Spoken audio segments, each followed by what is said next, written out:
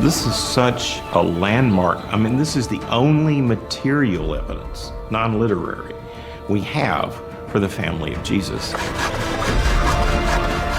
I think most people would be extremely surprised to learn that Jesus had siblings. Even though James is called the brother of Jesus in the New Testament, most Christians grow up learning that Mary was a virgin and that he didn't have any siblings. So I think most people would be astonished. The Gospels of both Matthew and Mark name Jesus' brothers.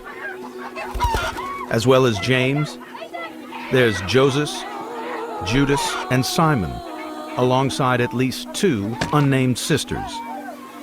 But exactly whose offspring these other children are is still the subject of debate. For Catholics, there is that emphasis on Mary's virginity.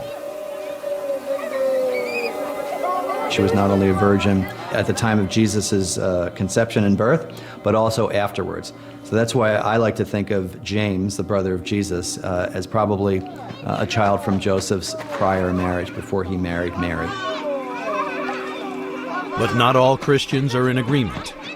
But Protestants would say there are other children that are the biological kids of Mary and Joseph, in which case Jesus would be the older brother, and perhaps other siblings of Jesus would have looked up to him. Matthew 1:25 says, literally, Joseph was not knowing her in the carnal sense until she gave birth to Jesus. Now, any normal reading of that sentence implies she went on to have more children after that, and his brothers and sisters are, in fact, his brothers and sisters. The Bible tells us very little about the early life of Jesus. The Gospels really fast forward almost totally until he's 30 years old and he's the Son of God. What about all those missing years when he was a teenager, playing around with his brothers, getting into trouble? Written around 100 years after Jesus' death, the Infancy Gospel of Thomas is a collection of stories about his childhood. There is a peculiar story about James, and it's an interesting picture of Jesus and James together as children. Joseph sent James into the forest to gather sticks.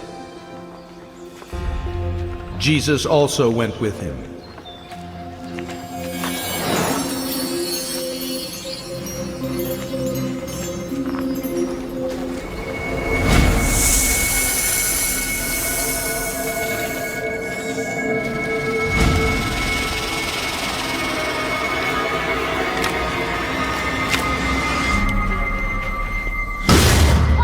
The gospel continues.